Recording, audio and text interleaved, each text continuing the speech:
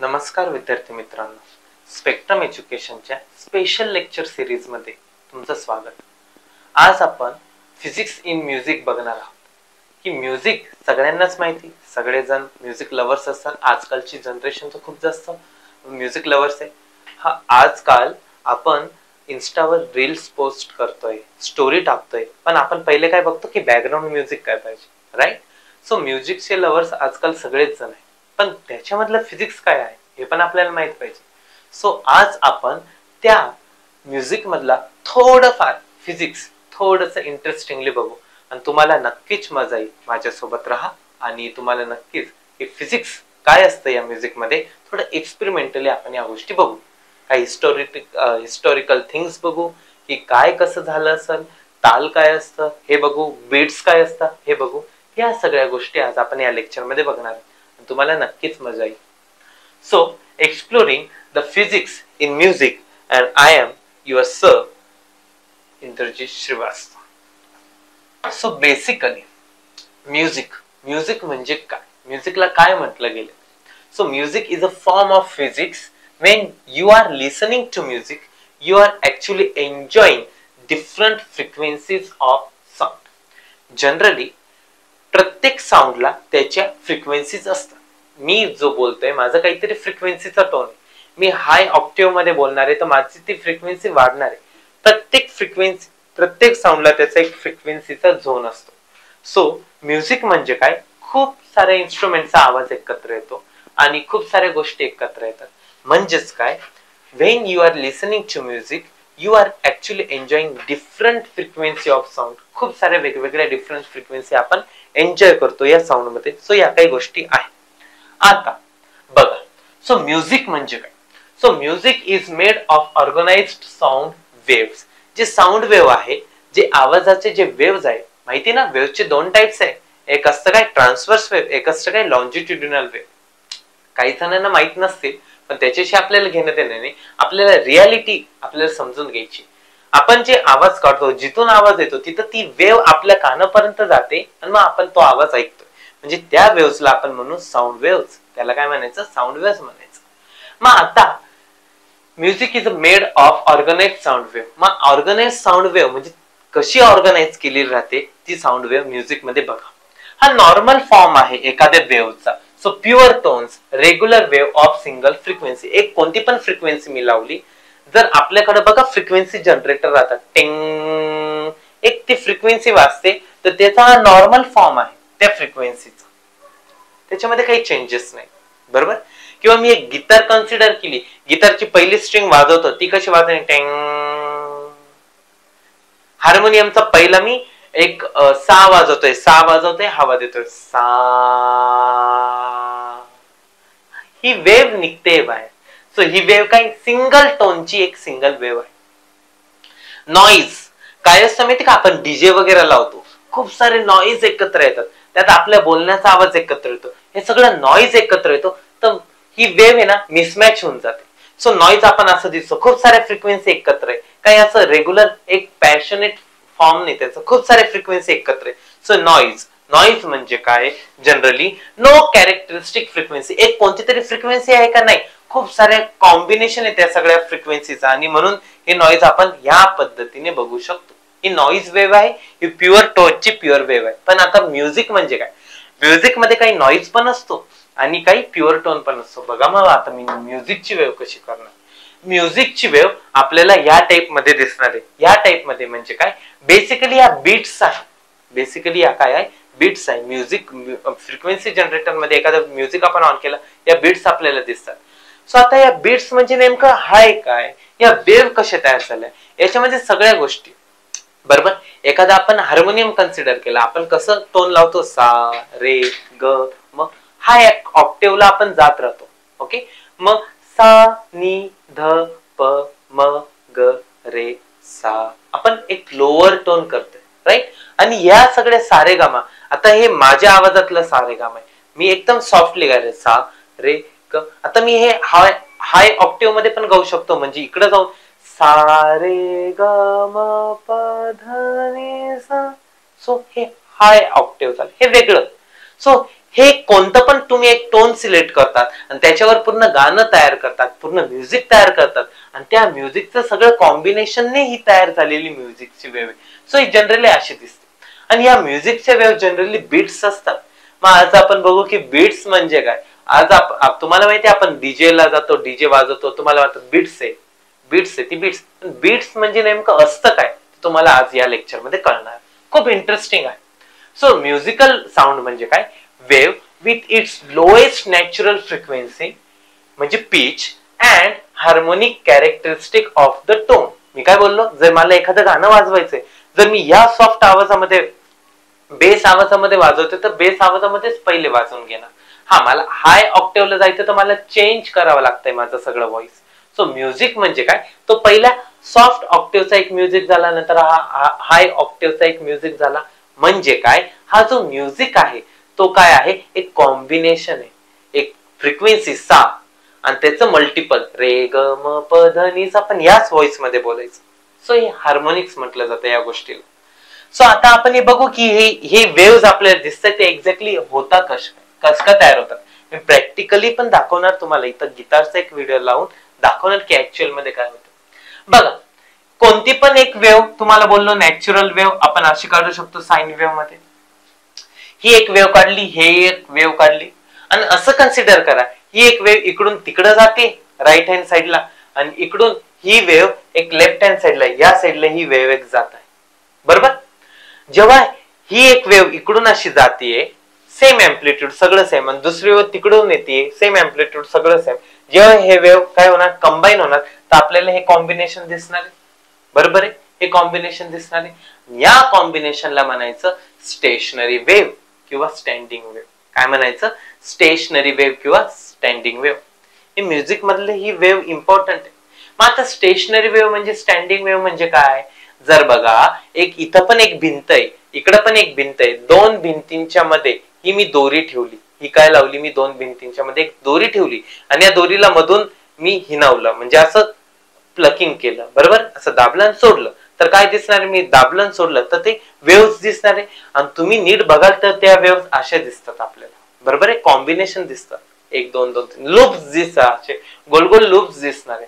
ती वेव झाली म्हणजे काय, स्टँडिंग वेव. ती मुवमेंट होती का, ती नाही होते. का बरं, इकडं पण रिजिड सपोर्ट आहे, इकडं पण रिजिड सपोर्ट, दोन्ही भिंतींच्या मध्ये ती वेव आहे. ती वेव पुढे जाऊ शकते का दोन भिंतींच्या बाहेर, नाही. सो ती आहे स्टँडिंग वेव म्हणजे स्टेशनरी वेव. म्युझिक मध्ये या स्टँडिंग वेव्ह स्टेशनरी वेव्ह खूप जास्त इम्पॉर्टंट आहे. कसं काय, आपण बघू की कसं काय त्या इम्पॉर्टंट आहे. So musical instruments produce sound by creating standing waves of various frequency.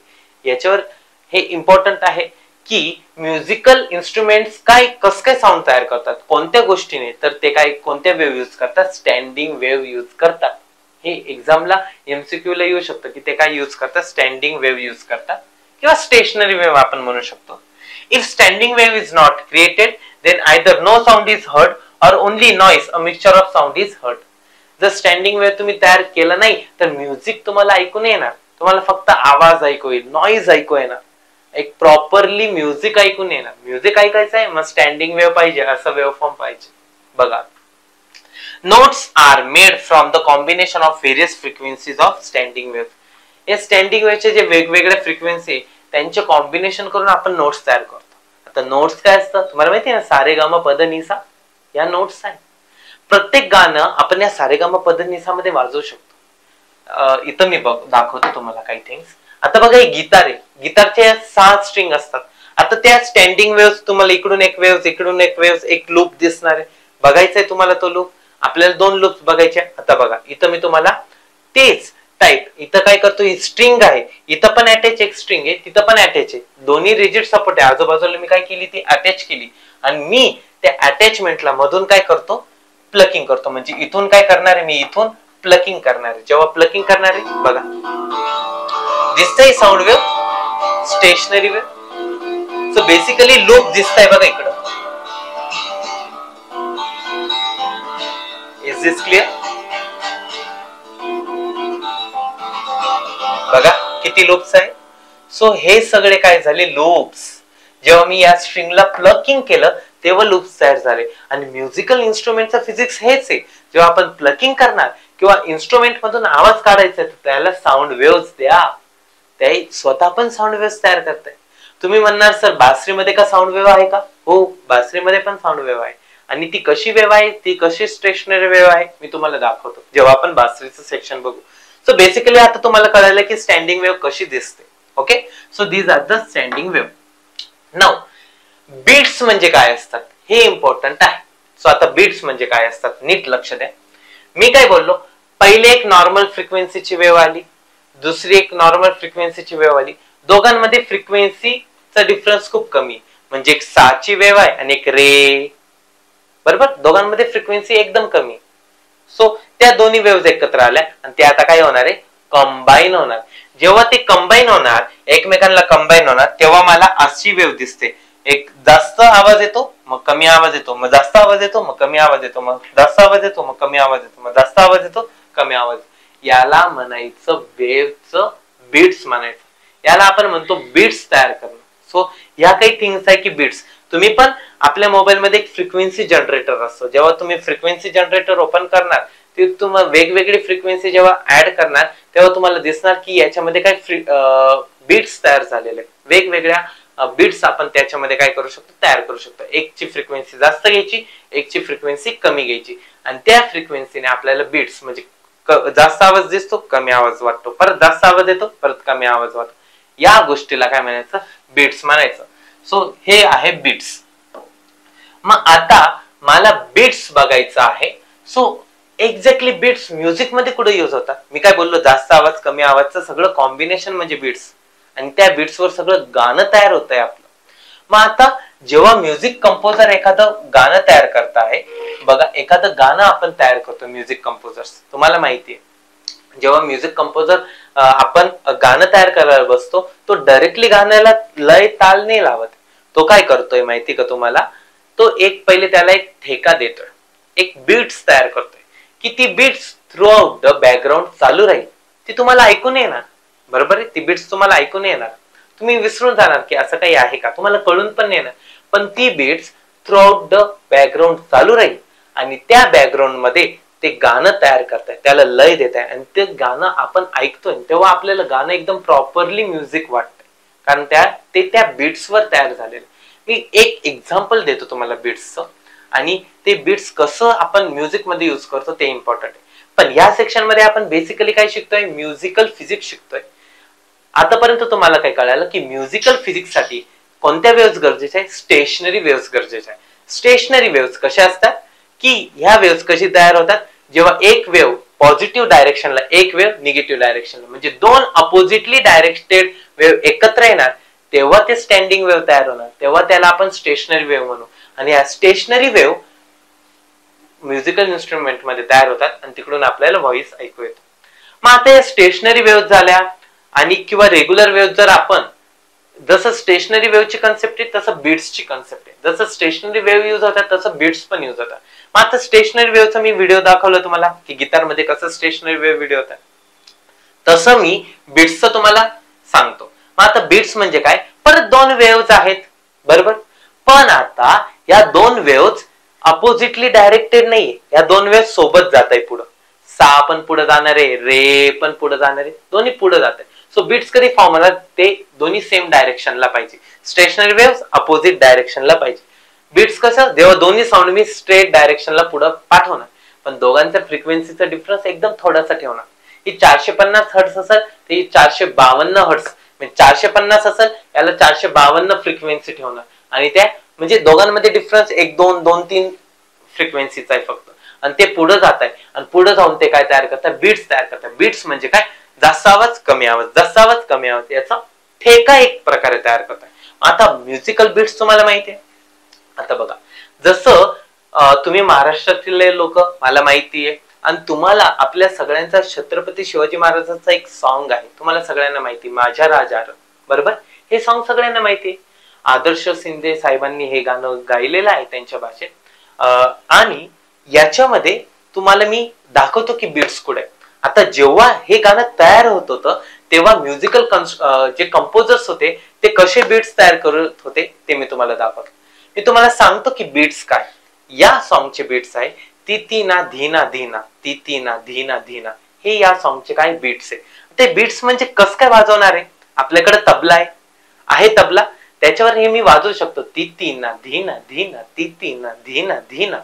किंवा मी व्हॉइस मध्ये गाऊन लावू शकतो, ती ती ना धीना धीना, ती ती ना धीना धीना, आणि बॅकग्राऊंड मध्ये चालू असतं तेव्हा हे गाणं सगळे इन्स्ट्रुमेंट त्या बीट्स वर वाजताय, सिंगरचा आवाज त्या बीट्स वर येतोय, आणि नंतर काय केलं जातं, हे बीट्स काढून टाकली जाते आणि सॉन्ग तुमच्याकडे, जे प्रॉपर सॉन्ग तयार झालेले ते तुमच्याकडे येतात, आणि मग आपण म्हणतो अरे किती अप्रतिम गाणं. आता हे गाणं मी तुम्हाला ऐकवतो आणि या गाण्यामध्ये ती बीट्स आहे ती मी मागून स्वतः मी बीट्स बोलतो, मग तुम्हाला कळेल अरे हा इथं बीट्स खरंच मागून चालू असेल, आणि आता आपल्याला असंच ऐकू येते. ओके, सो इथं नीट लक्ष देऊन ऐका, मी तुम्हाला ऐकून दाखवतो. आय होप व्हॉइस येत असेल. ती ती ना धीना धीना, ती ती ना धीना धीना, ती ती ना धीना धीना, ती ती ना धीना धीना, ती ती ना धीना धीना, ती ती ना धीना धीना, ती ती ना धीना धीना, ती ती ना धीना धीना, ती ती ना धीना धीना, ती ती ना धीना धीना. सो हे कसं आहे, हे एक बीट्सचं एक्झाम्पल आहे की नाही इंटरेस्टिंग, हे खूप जास्त इंटरेस्टिंग आहे, आणि हे सगळं फिजिक्सनेच आपल्यापर्यंत आणलंय. हे तिथी ना धीना धीना हे तबला आहे, हे दोन तबले एकत्र आणले, त्या दोघांची फ्रिक्वेन्सी कमी जास्त केलेली, पण दोघं सोबतच वाजतंय, एक मागं वाजतो एक पुढे वाजतो असं आहे का, नाही, दोन्ही सेम डायरेक्शनला आपण वाजवतोय ती ती ना धीना धीना, ती ती ना धीना धीना. सो याला म्हणायचं बीट्स, आणि या बीट्सच्या मागेच सगळं गाणं कंपोज होतंय. आता हे गाणं कंपोज होतंय बघा, मी तुम्हाला काय सांगितलं, म्युझिक एक टेम्पो घेऊन पुढे पुढे जातो, एक प्रॉपर काही थिंग्स असतात बरोबर. आता त्या प्रॉपर थिंग्स कोणत्या बघा, तुम्हाला माहिती ना हे गाणं कसं आहे, शोधू कुठर पाहू कसर. मी काय बोललो, म्युझिक कसं तयार व्हायला पाहिजे. म्युझिक मध्ये आपण इनिशियली काय बघितलं की म्युझिक जर मला तयार करायचंय, एक फ्रिक्वेन्सी माहित पाहिजे आणि त्याचे हार्मोनिक्स म्हणजे त्याच आवाजात कमी जास्तपणा. म्हणजे जर मी सा या आवाजात बोलतोय सा, तर रे पण या आवाजातच पाहिजे. जेव्हा मी वर्क करणारे हे जोरात बोलणारे तेव्हा सगळं टेम्पो मी चेंज केला पाहिजे, असं नाही चालणार सा रे ग असं नाही चालणार, एक टेम्पो पाहिजे माझ्या आवाजाचा बरोबर आहे. सो आता हे जसं की गाणे बघा, प्रत्येक गाणं आपण कोडिंग, मी तुम्हाला बघा आपण एक लाईन लिहिलेली तिथं की नोट्स हे तयार केले जातात, प्रत्येक सॉन्गचे नोट्स तयार केले जातात, स्टँडिंग वेव्ह मुळे तयार केले जातात. मग आता ते वेव्स ते नोट्स कसे असतात, जसं बघा हे एक गाणं आहे, याच गाण्याचं मी एक्झाम्पल देतो की शोधू कुठर पाहू कसर, हे तुम्हाला गाणं माहिती, पण त्याचे जर एक्झॅक्टली तुम्ही नोट्स बघितले तर ते नोट्स बघा, मी हे नोट्स म्युझिकली बोलतो, तुम्हाला वाटणार अरे हे तर सॉंगच आहे, तुम्हाला पण इंटरेस्टिंग वाटत. बघा हे असं गाणं आहे ऍक्च्युअल मध्ये, पनी सारे निसा नी प, पनी सारे निसा, पनी सारे नी रे म रे सा नी, पनी सारे नी सा नी सा नी ध प प म प ग रे रे रे ग रे ग रे ग रे सा नी, पनी सारे नी सा नी प, पनी सारे नी सा. माझा आवाज थोडं एवढं काही चांगलं नाहीये, पण मी तुम्हाला एक फिजिक्स सांगतोय, त्याच्यासाठी मी एक्सप्लेन करतोय की काय आहे हे सगळं टेम्पो मध्ये बसवावं लागतं, आणि त्या साऊंड मध्ये त्या नोट्स मध्ये बसून आपण त्या नोट्स काढतो, त्या नोट्सवर सगळे इन्स्ट्रुमेंट वाजताय. जर तुम्ही पनी सारे निसा गिटारवर वाजवलं तर गिटार वाजणार नाही, हार्मोनियमवर पनी सारे निसा वाजवलं तर हार्मोनियम वाजणार नाही, बासरी फ्लुएटवर पनी सारे निसा वाजवलं तर ती तशीच्या तशी वाजणार नाही. So that's all the things regarding the music. आता जसं अजून एक एक्झाम्पल मी देतो बघा, ही एक स्टोरी आहे, ही एक स्टोरी आहे आशा भोसलेची एक स्टोरी आहे, त्यांनी कशा बीट्स तयार केला हे एक इंटरेस्टिंग हिस्टॉरिकल फॅक्ट. जसं आर डी बर्मन साहब आणि आशा भोसले, हे तर तुम्हाला माहिती आहे की आर डी बर्मन साहब एक म्युझिकल कंपोजर होते. मग आता जेव्हा आर डी बर्मन साहब आणि आशा भोसले एका मार्केटमधून, बॉम्बेच्या एका मार्केटमधून जात होते, तेव्हा आशा भोसले आणि आर डी बर्मन साहबने बघितलं की हे एक काचेचे ग्लास, ड्रिंक्सचे असे काचेचे ग्लास राहायचे, आपण तिथं पाणी वगैरे शरबत वगैरे साठी ते ग्लास घेऊ शकतो, ह्या टाइप ग्लास होते. ते ग्लास त्यांना वाटले ते इंटरेस्टिंग वाजले, पण त्यांनी ते चेक केली क्वालिटी, हे हिस्टॉरिकल फॅक्ट आहे ऍक्च्युअल मध्ये झालेलं. सो त्यांनी ती क्वालिटी चेक केली की आपण क्वालिटी चेक करू की बरोबर आहे का नाही. मग आपण कसं बघतो, 2 ग्लास आहे आपल्याकडे, आपण वाजून बघणार, फुटत तर नाही ना, काही होत नाही ना, बरोबर वाजून बघणार. आणि त्यांनी आर.डी. बर्मन साहेबनी एवढं इंटरेस्टिंगली ते वाजवलं की त्यांना वाटलं अरे हे तर खूप चांगलं म्युझिक आहे, हे तर खूप चांगली बीट्स आहे. आणि ती बीट्स त्यांनी एका गाण्यामध्ये यूज केली आणि त्या गाण्याला आपण खूप जास्त ते गाणं फेमस झालं होतं आणि ते गाणं खूप पुढे पर्यंत गेलं होतं. नॉमिनेशन, चांगले चांगले ऑस्कर नॉमिनेशनला ते गाणं आलं होतं. हा, ती गोष्ट वेगळी की आपल्या इंडियाला ऑस्कर त्यावेळी भेटला नाही, पण हे आपल्या इंडियाचं फर्स्ट सॉन्ग आहे, फर्स्ट म्युझिक आहे जो ऑस्कर साठी प्रमोट झालं होतं, नॉमिनेशन झालं होतं. नॉमिनेशन येणं हे पण खूप मोठी गोष्ट राहते. आपल्याकडे साहित्य साधने तेवढी नव्हती तरी आपलं ते गाणं नॉमिनेशन पर्यंत झालं होतं. पण ती किती फंटॅस्टिक गोष्ट होती. फक्त आपण बाजारात गेलो, एक बीट्स बघितल्या आणि त्या बीट्स वर सगळे म्युझिक तयार केलं. आता त्या बीट्स कशा होत्या बघा, तुम्हाला मी सांगतो कसं होतं. हे दोन्ही ग्लास आहे, प्रत्येकाला स्वतःची एक फ्रिक्वेन्सी, त्या दोन्ही फ्रिक्वेन्सी मी काय करतोय आदळतोय. जेव्हा त्या दोन्ही फ्रिक्वेन्सी एकमेकांवर टच होत आहे तेव्हा एक नवीन साऊंड तयार होतोय, त्याला तर मी काय बोललो, बीट्स म्हणायचंय, आहे का नाही. आता त्या बीट्स बघा, हे 2 ग्लास असं मी वाजवणार आहे आणि ते वाजवता वाजवता त्यांना बीट्स कळली आणि ती बीट्स त्यांनी थ्रू आउट द गाण्यामध्ये डायरेक्ट वापरली. बघा तुम्हाला या चुरा लिया है दिल को जो तुमने हे जे सॉन्ग आहे याच्यामध्ये इनिशियली ही बीट्स वाजवली बघा.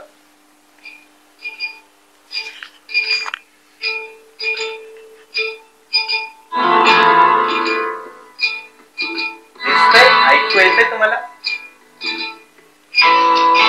सो ही बीट्स मागून वाजतेच आहे. So tick tick tick tick tick tick tick tick tick. आणि तुम्ही घरी बघा, युट्यूब वर सर्च मारा हे song, through out the song तुम्हाला मागं ही बीट्स दिसणार आहे. आणि ही बीट्स एवढी भारी होती, त्याच्यावर एवढं भारी संगीतमय झालं, सगळे इन्स्ट्रुमेंट एवढे प्रॉपरली वाजवले गेले, त्या बीट्सने डायरेक्ट आपण ऑस्कर साठी नॉमिनेट झालो. सो बीट्स खूप इम्पॉर्टंट आहे आणि सगळ्या डेली लाईफ मध्ये ह्या सगळ्या गोष्टी आहेत. सो बेसिकली तुम्ही बघितलं गिटारमध्ये बीट्स भेटणार, तबल्यामध्ये भेटणार. सो हे बासुरी आहे, बासुरीला 6 होल्स असतात, एक एक होल ओपन केलं एक एक स्वर पुढे जातो. जेव्हा मी सगळं क्लोज, जेव्हा मी असं 3 क्लोज ठेवणार आहे, सा रे एक ओपन ठेवलं, ग म सगळं ओपन, प मग सगळे बंद, ध म नी म सा, हे सारे ग म प ध नी सा. सो सगळे बंद माहित पाहिजे काय असतं, सगळे बंद म्हणजे प असतं, सगळे ओपन केले मी म असतं. या सगळ्या गोष्टी प्रत्येकाची वेगवेगळी स्टाईल आहे वाजवण्याची, पण तुम्ही वाजवू शकता. सो बेसिकली हे सगळे म्युझिकल इन्स्ट्रुमेंट्स आहे. आणि म्युझिकल इन्स्ट्रुमेंटचे काही टाइप्स पडतात, ते मी काही टाइप्स तुम्हाला सांगतो. फर्स्ट टाइप मी सांगणार आहे string instrument. So string instrument म्हणजे स्ट्रिंग असते, जसं की गिटार, हे काय स्ट्रिंग आहे, हे काय स्ट्रिंग आहे, हे काय वायोलिन काय स्ट्रिंग आहे, हे पण काय स्ट्रिंग आहे. स्ट्रिंग जेव्हा मी स्ट्रिंग करणार तेव्हा काय होणार, स्टेशनरी वेव्ह प्रोड्यूस होणार आणि त्या स्टेशनरी वेव्ह प्रॉपरली वाजवल्यावर माझं काय म्युझिक बाहेर पडणार.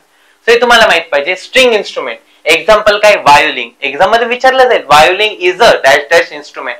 मग स्ट्रिंग इन्स्ट्रुमेंट का wind instrument? String instrument. Wind म्हणजे हवा द्यावी लागते का? नाही. So these are the things.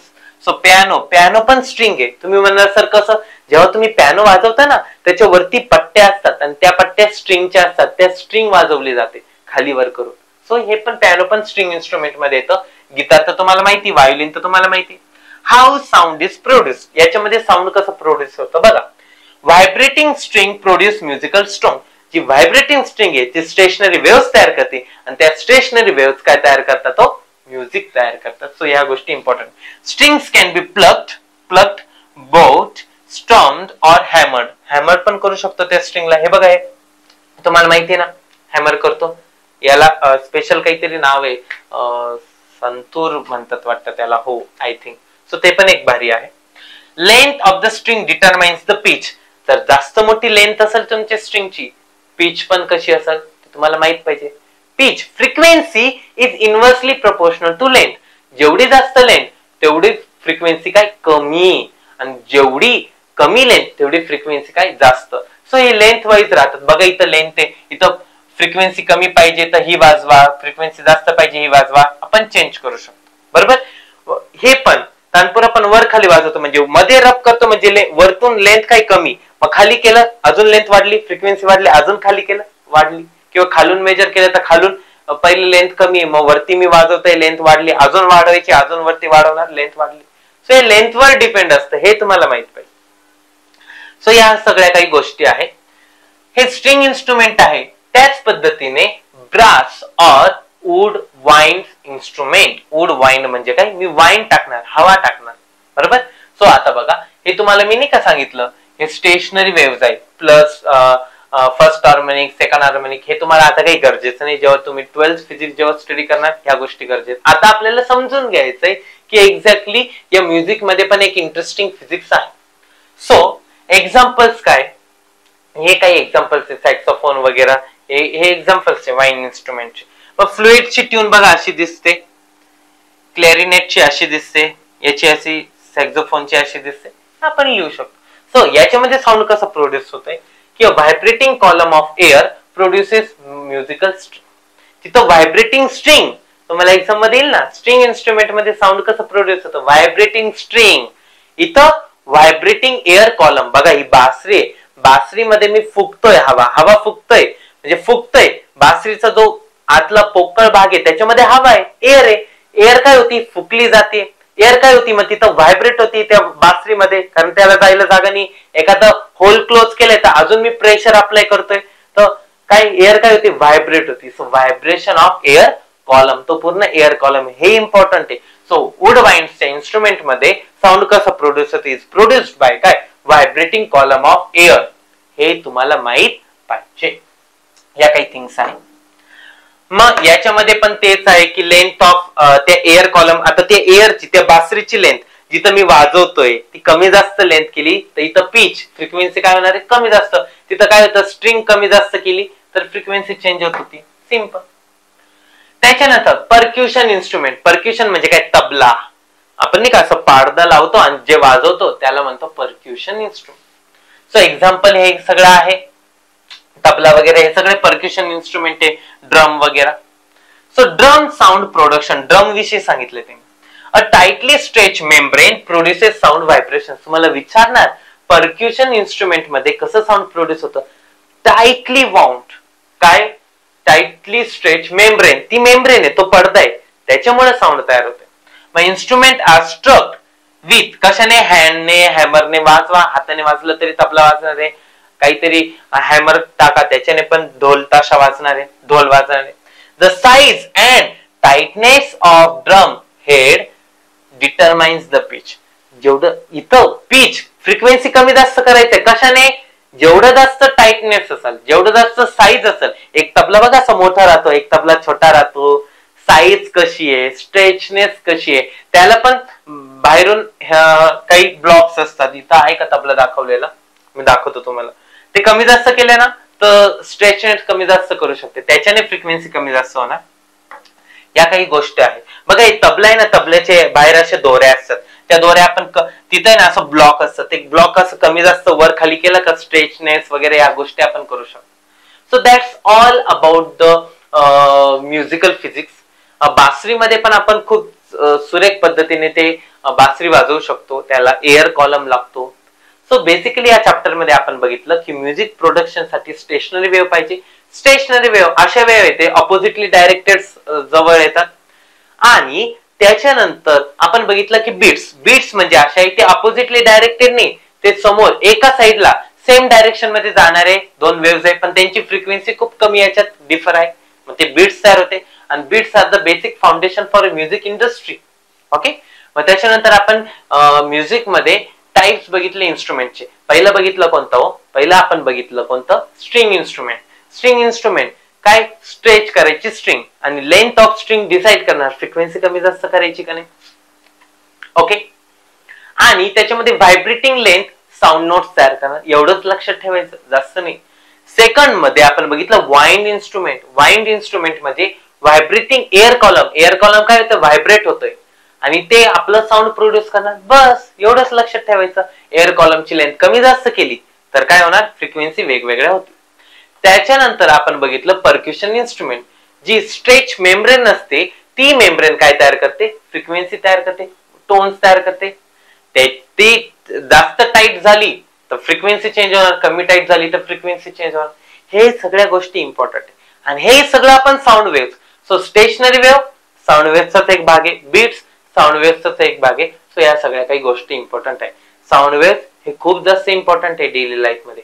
आणि अशा पद्धतीने आपण थोडं काही basic knowledge, basic musical knowledge आपण या लेक्चर मध्ये बघितलं. कशा रिलेटेड बघितलं आपण? हे सगळं म्युझिक रिलेटेड बघितलं. याच्या मागे खूप अजून भारी भारी फिजिक्स आहे, पण आपण ते कधीतरी नंतर एक्सप्लेन करू, कारण इथं सर्वसामान्य जरी माणूस आला तर त्याला हे फिजिक्स कळलं पाहिजे. या सोप्या लँग्वेज मध्ये मी हे फिजिक्स सांगतोय. ऍक्च्युअल जर तुम्ही प्रॉपर फिजिक्सचे पुढं अभ्यास करत गेले तर याच्यामध्ये माझ्याकडे खूप काही जे मी तुम्हाला सांगू शकतो, पण तुम्हाला काही बेसिक फिजिक्सचं नॉलेज पाहिजे त्याच्यासाठी. Okay, so thank you once again for this lecture. And तुम्ही हे लेक्चर तुमच्या फ्रेंड सर्कल सोबत पण शेअर करा, जेणेकरून त्यांना पण काही इंटरेस्टिंग गोष्टी कळतील आणि खूप मज्जा या गोष्टींमध्ये. नेक्स्ट टाइम आपण अजून काही इंटरेस्टिंग थिंग्स घेऊन येऊ आणि त्यामधलं फिजिक्स शोधून काढू, जेणेकरून तुम्हाला इंटरेस्ट राहील. Okay, so thank you once again and bye.